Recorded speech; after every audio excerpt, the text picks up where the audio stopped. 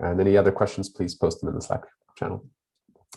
So we're on to the fourth talk, which is a full paper. It's HeatFlex, machine learning-based data-driven flexibility prediction for individual heat pumps.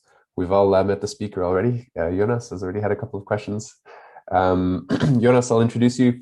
Jonas is a first-year PhD student at Aalborg University, DAISY, Center for Data-Intensive Systems, with 5 years of software engineering experience, currently specializing in practical data analysis, machine learning algorithms, and applications in time series analysis for IoT, smart energy, and energy flexibility domains. So over to you, Jonas. Can you hear me? Yep. Super. So thank you for the presentation, Julian. You probably did it better than I could. So hi, I'm Jonas. I'm a PhD student at DAISY, Center for Data Intensive Systems at the University of Aalborg. And today I'll present our work on HeatFlex, machine learning-based data-driven flexibility prediction for individual heat pumps. So let me just, okay. So in recent years, significant advancements have been made in the development of smart grids capable of balancing. Just yes? So you know, Jonas, your screen, I don't know if you're sharing the correct screen. I'm seeing a Firefox browser. Oh, snap. This is not intentional. Is this better? Yes. Yep. That's it. Yep. That's the one. Super. Technical difficulties. Thank you, Julian. Right. So in recent years, significant advancements have been made in the development of smart grids capable of balancing supply and demand, maximizing utilization of renewable energy, and solving other problems in smart grids. The majority of current research focuses on flexibility-based demand response mechanisms. Researchers over the years have identified and built on various aspects of flexibility, including flexibility modeling, flexibility aggregation and disaggregation, flexibility measurement and comparison, and finally, flexibility training in markets.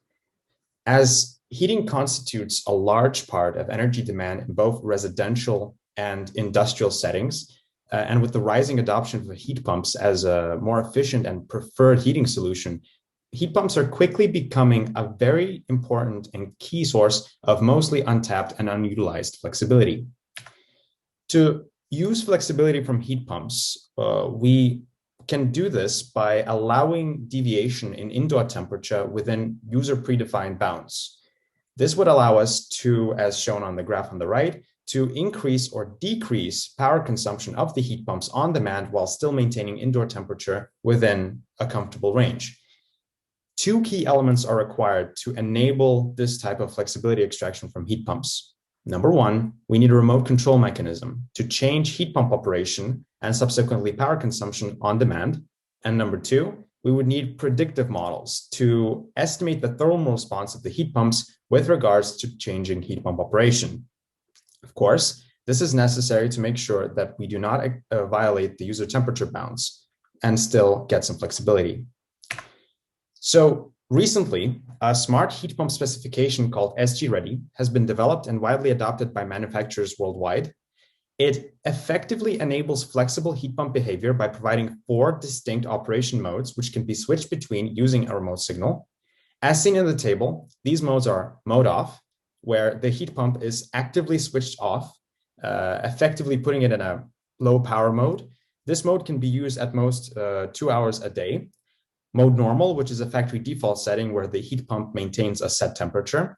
Mode recommended on, which is a mode where the heat pump is preferred to use more power than mode normal, and then mode forced on, where the heat pump actively switches on operation using maximum or near maximum power. In the specification, it is worth note that only modes off and forced on provide deterministic and implementation agnostic behavior, and only these 2 modes will be used in the rest of the study. As for predictive models, most previous work used physical modeling to model the thermal response of the heat pumps with regards to heat pump operation, where a detailed, usually hand-built model is defined for each individual deployment and each individual heat pump. Now, despite being quite effective, this modeling approach is quite labor-intensive, requiring a tailor-made model be built and defined for each heat pump. Furthermore, these models are quite sensitive to data quality and data frequency, requiring high quality and high frequency data to be available for these models to actually produce accurate forecasts. And this in turn requires a lot of installed sensors in the deployment sites, which are unavailable in most cases and are quite difficult to install at scale.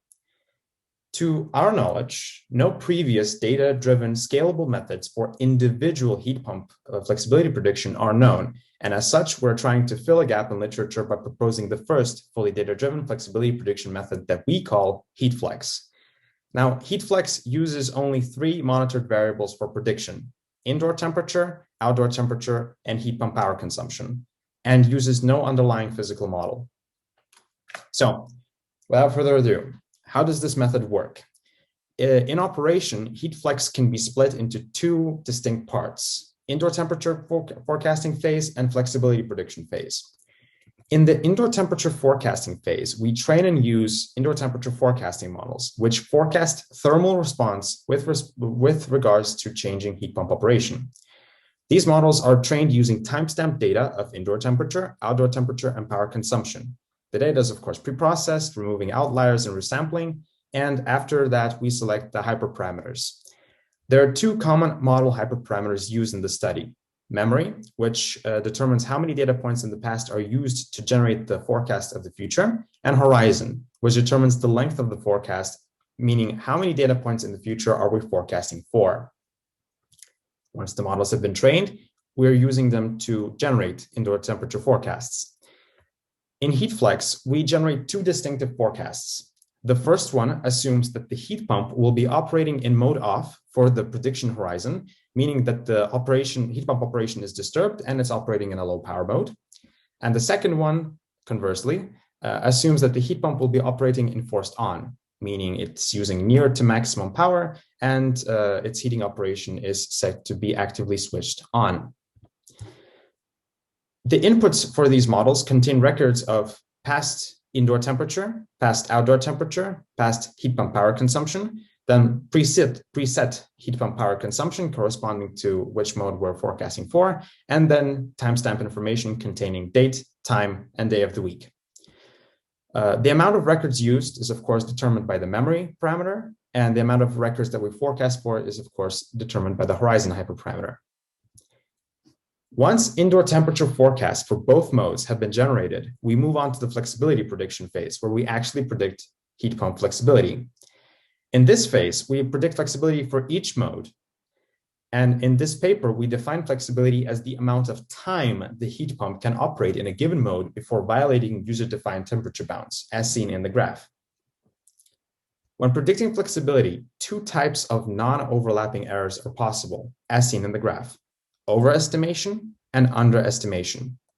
So overestimation occurs when the prediction models predict that flexibility actually exceeds the flexibility that is available, meaning that the prediction models say that the heat pump will be able to operate in a given mode for longer than it actually could without violating the user temperature bounds.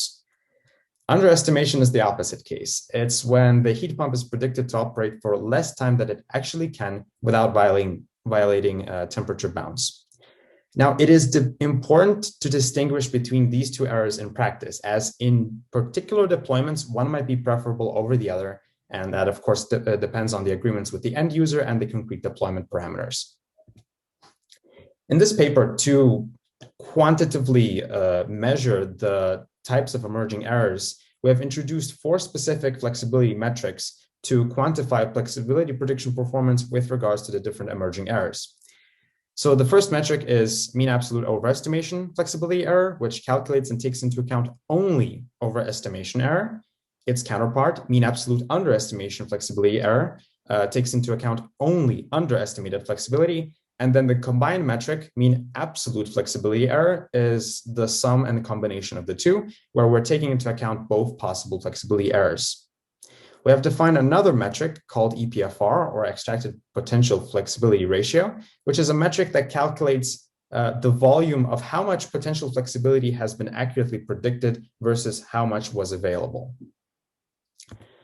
For HeatFlex, we have developed and used 4 different indoor temperature forecasting models in our experiments to predict indoor temperature, 2 of which are neural network architectures and 2 of which are baseline models. So the proposed neural network architectures, as seen on the graph on the right, are based on commonly used LSTM and groove cells, as seen in previous presentations. They're very commonly used for sequential modeling and temporal dependence modeling. In our proposed models just use a number of stacked cells together as defined by a cell count hyperparameter. And each of these cells takes in the entire input and produces a hidden state. The output of the model is produced by combining all of the different hidden states using a fully connected layer, and then of course producing the forecast output. To evaluate the relative performance and perhaps even the necessity of using deep neural networks, we have also included 2 baseline models in our study with multivariate linear regression and Saramax, which is a variant of the classical ARIMA time series forecasting models. These models are very commonly used also in similar settings in data-driven predictive modeling for both time series forecasting and general regression tasks. And they've also been very commonly used as either baselines or as just typical models for related work in energy and flexibility forecasting and prediction. So, to evaluate the effectiveness of our proposed method, we have, of course, conducted a series of experiments using data from multiple real-world deployments. We used data from 3 real-world deployments, and the data was sourced from 2 open access data sets. The first one being the NIST Net Zero Test Site dataset, and the second is the NYSERDA Heat Pump dataset. For each deployment, we use approximately 12 months worth of timestamp data. The data was cleaned, pre-processed, normalized, removing extreme outliers, unifying to the same sampling rate of 15 minutes, and of course, splitting the dataset into training, validation, and test set, as is the norm in most machine learning research. We have tested a number of various configurations for hyperparameters of memory and cell count. However, we have used a fixed horizon of 4 steps ahead, meaning an hour ahead. This means that our indoor temperature and, of course, flexibility prediction is done for an hour ahead. Model training was repeated multiple times, 3 times in our case, to avoid outliers, and the second best result was used in the experiment's analysis. So, on to the experiment results. After we trained the model, we performed quantitative and qualitative analysis of the test set of the model performance on the test set data. We started by assessing indoor temperature forecasting model performance, and overall, we can state that the vast majority of trained models managed to learn the complex relationship between indoor temperature and heat pump operation. In the table on the right, you'll see the RMSE, or the root mean square error, of the best performing indoor temperature forecasting models of each individual model type. The LSTM neural networks showed consistently superior performance than to both their baseline and GRU counterparts. The LSTM neural networks outperformed their GRU counterparts by around 9% lower forecasting error, whereas both the GRU and the LSTM neural network-based forecasting models outperformed their baseline counterparts by over 32% across all 3 deployments. Now, these numbers only tell part of the story, though. So baseline models tend to fluctuate quite heavily between different deployments. Their performance fluctuates quite dramatically. For example, on the NIST deployment, the Saramax-based models posted around 20 to 30% higher error than the best performing LSTM models, whereas the multivariate linear regression models had significantly worse performance, posting several times larger error. Conversely, on the S40 and especially the S44 deployments, the situation reversed. The linear regression models became much more performant and only lost about 20 to 30% error to LSTM, whereas Saramax struggled significantly, posting in some cases up to 7 times larger error. To better understand how these numbers translate into real-world performance, especially with regards to different seasons, we've also performed a seasonal analysis where we compared model performance with regards to different months and different seasons within the calendar year. So once again, the LSTM and GRU neural network-based forecasting models had significantly higher stability throughout the year. But unfortunately for multivariate linear regression and Saramax, the results were quite a bit worse. The performance fluctuated quite significantly throughout the year. So you would have, the baseline models would have much higher performance and much lower performance depending on which season you look at, which kind of suggests, and actually quite seriously suggests, that these models cannot really detect and capture all the different patterns emerging throughout the calendar year. After analyzing indoor temperature forecast performance, we moved on to flexibility prediction performance analysis. We analyzed performance by picking the best performing indoor temperature forecasting models and then using them to predict flexibility for both heat pump operation mode off and mode forced on. For temperature bounds, we used relative user temperature bounds, where the temperature bounds depend on the starting indoor temperature before the forecast. We used 0.5 degrees Celsius for the temperature bounds up and down. So that means that the upper temperature bound is 0.5 degrees Celsius higher than the starting temperature, and the lower temperature bound is 0.5 degrees lower than the starting temperature. This was, of course, motivated by the relatively low forecasting horizon. The flexibility prediction error results showed generally similar trends to indoor temperature forecasting results, as could be expected, with the best performing LSTM and GRU models outperforming baseline models. However, in certain cases, the difference in performance was not as pronounced. For example, in the S40 and S44 deployments, we saw that the difference between the best performing linear regression models and the best performing models overall was reduced in comparison to equivalent experiments in the indoor temperature forecasting phase. However, on the NIST dataset, this pattern switched. Basically, the baseline models showed significantly worse performance, or notably worse performance than in the indoor temperature forecasting phase. Overall, for flexibility prediction, we found that the GRU model and not the LSTM model, like in the indoor temperature forecasting experiments, was the best performer. However, we must note that the differences between LSTM and GRU models were negligible. They were mostly within 1 or 2%. The best performers were mostly within 1 or 2% between each other. We did notice an interesting pattern, though, that lower indoor temperature forecasting error did not always result in lower flexibility error, which we analyzed later. And furthermore, we saw that different models and different deployments had different predominant errors and were not consistent across either model types or data sets, meaning that if we want to really understand whether our models are more prone to overestimation or underestimation, we have to analyze each deployment individually. To analyze the relationship between an indoor temperature forecasting error and flexibility error, we performed an additional correlation analysis to see whether a notable relationship exists between these two errors. As seen in the chart, a nonlinear positive relationship exists between indoor temperature forecasting and flexibility prediction error, which is to be expected.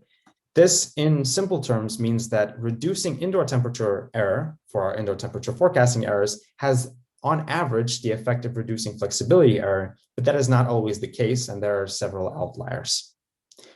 We've also experimented in changing the user temperature bounds and seeing how that affects flexibility prediction error and performance. We have found that increasing user temperature bounds by just 0.5 of a degree yielded a very significant reduction in prediction error. Now, this is, of course, quite intuitive, but in practice, this might mean that if in real deployments, when we try to deploy these models in real conditions as we plan to, if these models do not perform up to standard, we might have an option of negotiating slightly larger temperature bounds for at least a temporary amount of time until we can get these models working better. And of course, this would lead to some salvage of flexibility in the overall system. This, of course, really depends on the particular use case and the agreements with the end users and the deployment ahead. So, to briefly conclude, in this paper, we have presented a novel, fully data-driven flexibility prediction method that we call HeatFlex that is capable of predicting accurately flexibility without requiring an underlying physical model and only requiring 3 monitored variables. The results analysis that we've shown indicates that the proposed neural network-based models outperform their baseline models by approximately 32% across all deployments, and that HeatFlex, powered by these better performing neural network-based models, can accurately predict over 90% of existing flexibility across 2 operation modes. For future work, we hope to expand and develop new flexibility prediction models for different device types, not just heat pumps, We also hope to include more data, whether real or simulated, to further see whether our proposed method is robust in changing conditions and in different conditions. And finally, like our colleagues, we hope to develop probabilistic models, which not only produce accurate single point outputs, but would also allow us to gauge somewhat into what the model confidence is and what the possible solution space might be. This work was supported by Fever, a project under the Horizon 2020 program.